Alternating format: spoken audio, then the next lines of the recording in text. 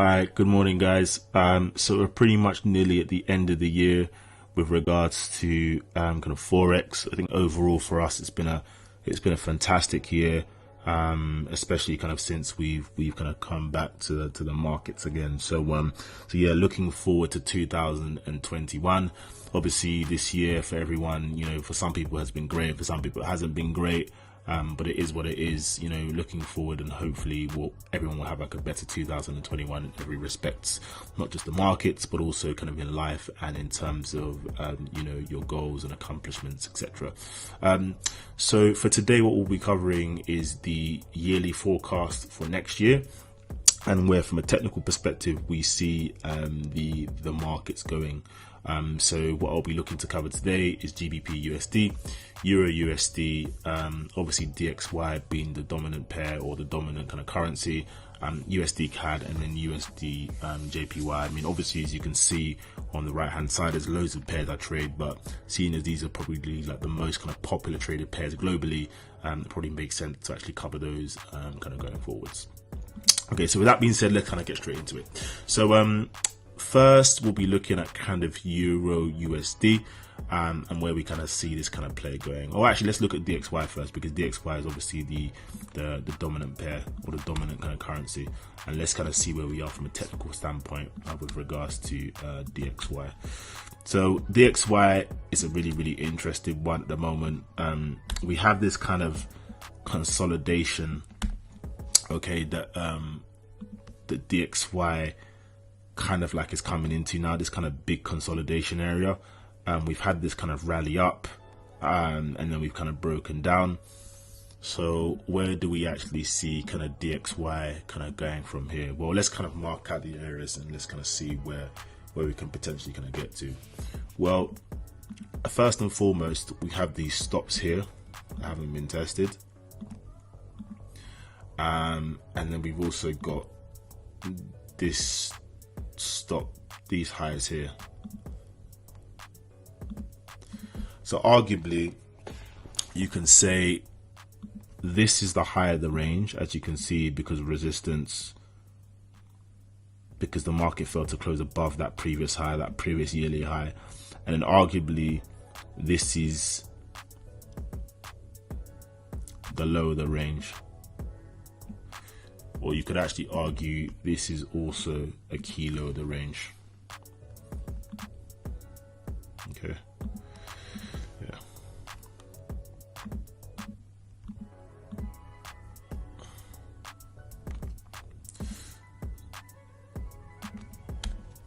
As you know, with our selling climaxes, this is a buying climax, this is a selling climax, okay? So now we've actually started to break below the range on the yearly. If we get a yearly close below this range, I do think we'll probably see much lower in DXY for next year. So with that kind of being said, where are the potential kind of target areas? Okay, when you see a full candle break below a range like this, or below a selling climax like this is full candle here, normally it kind of tells you that the market will go much lower. Or if it was obviously to the upside, it will tell you that the market will go much higher. So with that kind of being said, that gives me a relatively kind of bearish bias for DXY kind of going forwards. So where are some of the potential kind of target areas for DXY for 2021? Well, we've got this area here, which is obviously a support area or a breakout area. As you can see, the market failed to close above once, and then we kind of broke out. So we may get a test of this area 84 sometime into next year, and maybe we may potentially try to bounce and then go higher, or we maybe bounce and then go lower, who knows. So with that being said, let's now look into the quarterly chart.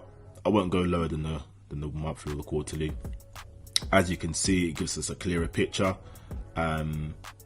This was the lower of the range on the quarterly chart. As you can see, we've broken out. I've broken below that range, the DXY, and then also this was the high of the range, right, on the quarterly.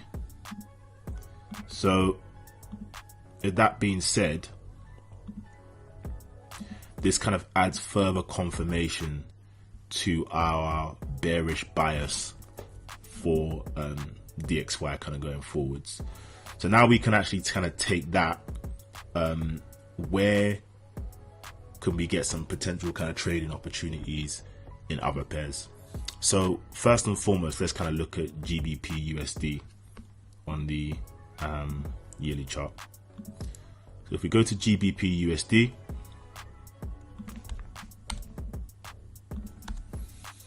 as you can see, this year we had a major break, or we had a test of this selling climax here, and basically this thin wick up, right? As you know with selling climaxes, these act as support areas. So as you can see, the market's bounced, okay, bounced up, and then bounced through, failed to close above, and now we've had a strong rally to the upside. So with that kind of being said, that gives us a bullish bias for GBP USD going forwards. So we have this high here, which is obviously the previous or the high of the range, right? So i.e. the candle, the green candle before the last red candle. So basically this green candle before the last red candle here, okay? That gives us the high of the range. So we're actually coming into that high of the range now, and you know it's the high of the range because the market on the yearly level has failed to close above it like this, as you can see via this thin wick down here, right? i.e. buying climax. Again, if you want to know about buying and selling climaxes, just look at one of our concept videos of how to identify support and resistance. Okay, so now we're now coming into that area now, and we're actually coming into it in a very, very, very, very bullish way. Like, it's not like we're coming into it in a very, very kind of slow way, but in a very, very bullish way. So I do think on GBPUSD, we break this area here like this, and then we actually potentially go much higher, maybe potentially to test this. Okay, so what are some of the potential kind of target areas for GBPUSD? We have this previous selling climax, as you can see, which was with support, and then became resistance. So we may actually potentially kind of target here as T1. This is T1, all right? If we can break above, I think we then get much higher, and we may actually test this area here. And if we get lucky, we may even fill out this inefficiency here, right? We may actually go to back to for every pound we get $2. I remember those days when I was growing up. So anyway, our first target would be a break of this high here, and then a test and move into this high. If we can close above this high, then maybe we get kind of much higher. Okay, so let's go into the quarterly chart to see kind of further context, or to get some further context. Okay, in terms of potential kind of target areas, we have this high here. Okay, so we've got this base, as you can clearly see. So yeah, we have this high here. Okay, so this area clearly is a resistance area. Okay, so if we can get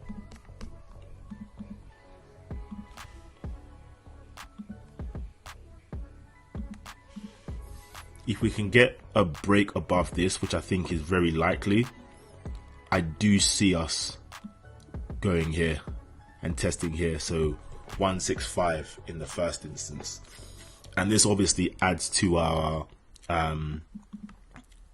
bearish dollar bias. So obviously, because if we think the dollars go down, the dollar's going to go down, it basically means that all the pairs that are crossed against it will actually likely go up. So I do think, with that kind of being said, I do think we'll kind of go much higher in GBP USD. So if we then kind of look at the areas for potential longs, there's this support area here, so this order block here. If we look on the monthly, again, as you can see, it gives us kind of good confirmation of where some potential kind of target areas are. So yeah, I'd be very, very interested in GBPUSD from a bullish perspective. So yeah, we'll be looking for kind of entries to the long side, or our bias for the for this particular pair will be long, kind of going into 2021. Okay, so let's then look into EURUSD. EURUSD, same kind of play. So we have this order block here, i.e. this supply area. We got the low of the range here. Okay, oops. Right here. We got this high here.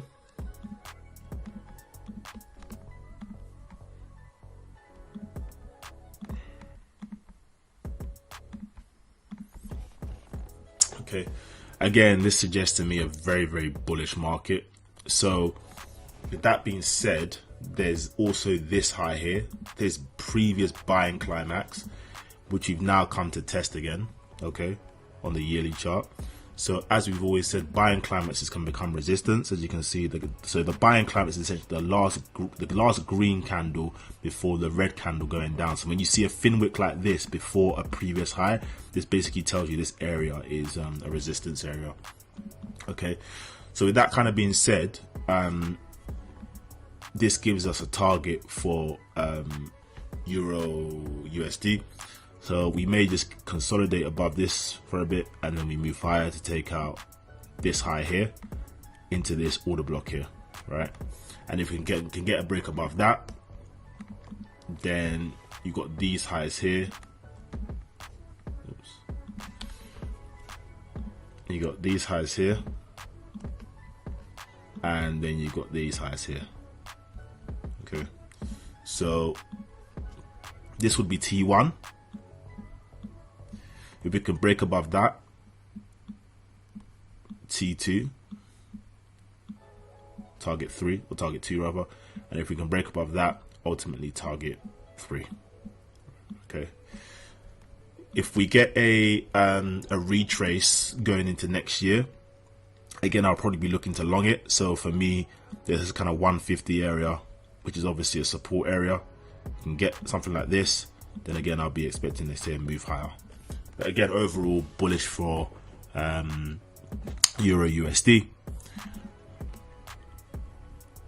USDJPY. Again, this is kind of looking very bearish, to be honest. Or in fact, I don't even know this one. This is a pretty ugly chart, but let's kind of see what we can analyze on it.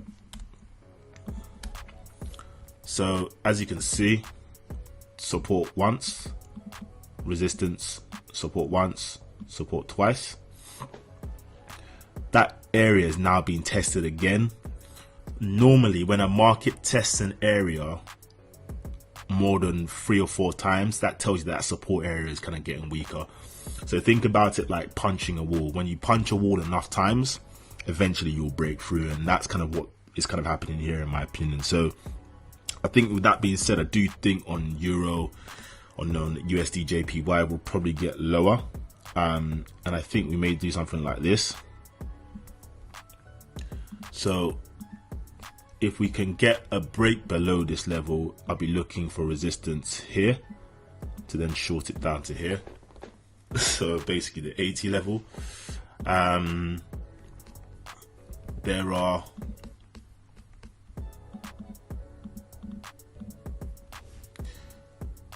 There's this support here.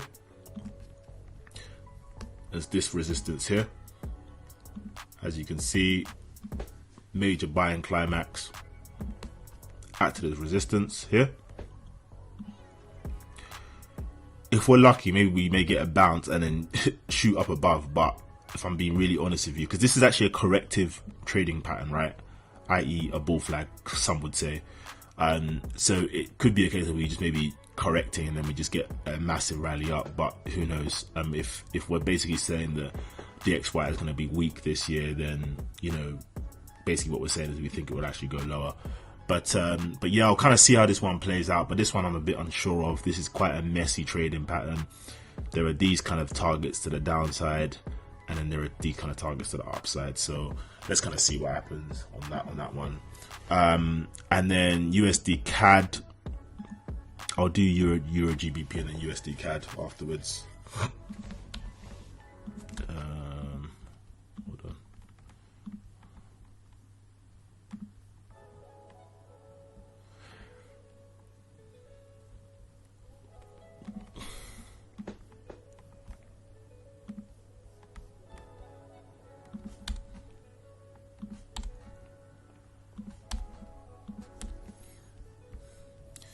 As you can see, buying climax, wick, strong wick fell to close below or above, sorry. Again, tested that area again, fell to close below. So we'll probably come and test the actual low of the range. Okay.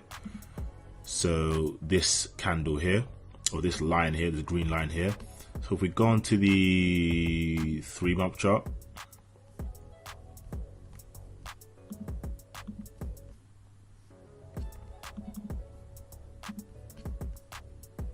oops. We go into the 12-month chart.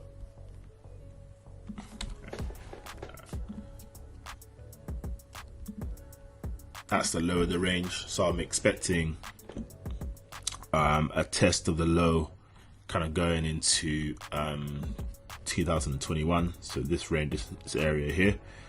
If we can get a break below, then you have these potential kind of target areas.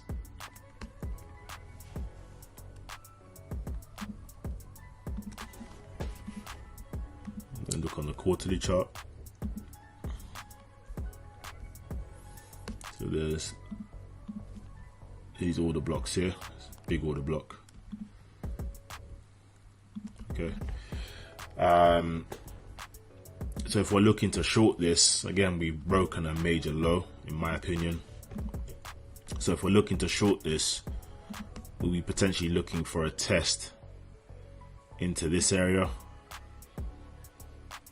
into here, and then into here as target 1.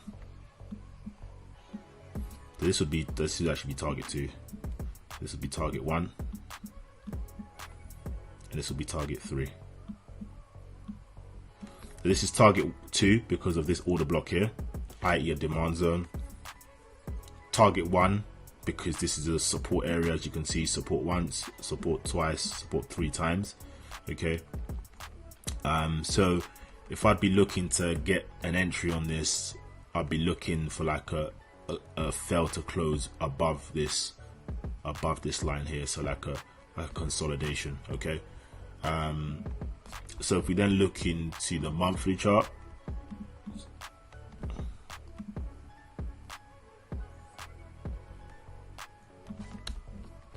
okay, there's obviously this selling climax. So if we can perhaps potentially get a test of this orange area here, then I'll be looking to see short. So let me just see what that looks like on a daily. Yeah. So if we can maybe get a test of that, then maybe we can kind of short it so it reaches much lower. But let's kind of see. So again, bearish for USD-CAD. And then last but not least, EURGBP. So going on to the 12-month chart. Quite a messy chart this. EURGBP hasn't really done much all year, to be honest with you. It's literally just moved sideways. But if we look on, this is the high of the range. And this is a key low. Okay. And this is a support area. Okay, so we've got this double bottom, actually this triple bottom that we've actually yet to take out yet. So we're obviously expecting quite a strong pound this year, or a strong pound for next year.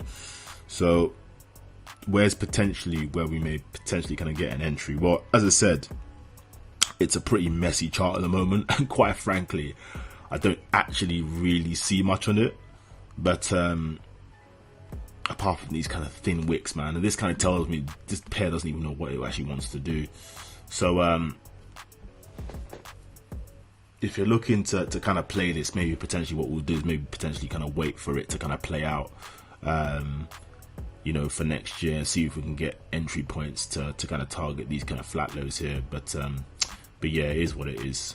But okay, so that's kind of it for the year. I mean, obviously there are kind of many other pairs that we trade, but seeing as these pairs are the most popular traded pairs, and obviously to try and keep this video short, I've tried to keep it to you know, the most popular pairs as opposed to kind of going through each and every one.